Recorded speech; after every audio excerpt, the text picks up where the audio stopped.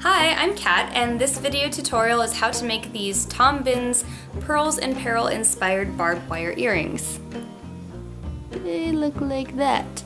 You can make my version for less than $5 worth of supplies, or you can click the link below and buy the originals for $150. For this, you'll need 2 small shiny beads and 2 faux pearls. You'll want the shiny beads to be smaller than the pearls. If you can find some that are half the size, that would be best. You'll need some gold fish hooks for earrings.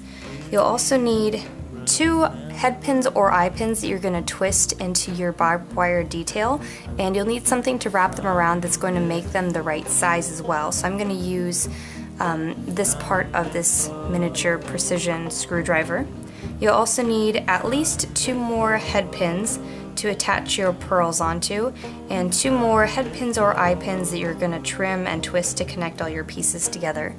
You'll also need either some pliers and wire cutters, or pliers that also have wire cutters on them. The first thing I'm going to do is make the barbed wire details, and I'll do that just by wrapping this head pin around the object that I'm using to create the right size hole in the center.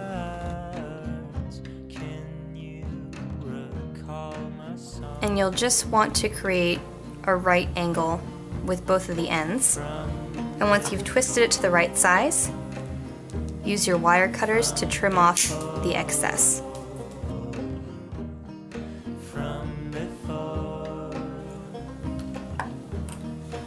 The next thing you're going to do is take one of your faux pearls, add it onto a head pin, followed by one of the barbed wire details.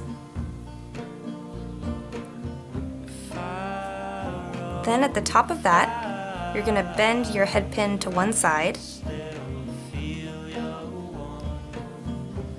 measure out just as much as you're going to need to make the loop at the top, which really isn't very much. It's a very short length of head pin, and then trim off the excess.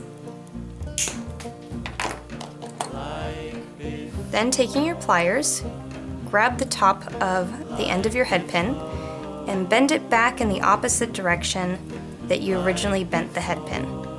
And now you'll have a little loop there. Do the same thing with your other head pin, other faux pearl, and other barbed wire detail. Next, take one of your eye pins and your sparkly bead, add it on, and then create another loop at the unfinished end. Before you completely close up this loop, you're going to need to add it on to your other completed pieces. So just loop that in there and then continue bending the rest of your head pin into a loop. And then do the same thing with your other eye pin and other sparkly bead. And now that those are done, next you're going to take your fish hooks. Now if you have simpler ones, I'd go ahead and use those, but I bought these in that pack that I bought originally for all of these Tom Binns projects, and I really am not fond of these, so I'm just going to take off all the extra junk that they put on here to make them look better. And I'll start just by straightening out the loop at the bottom and taking off the little bead and the coil. Then trimming that.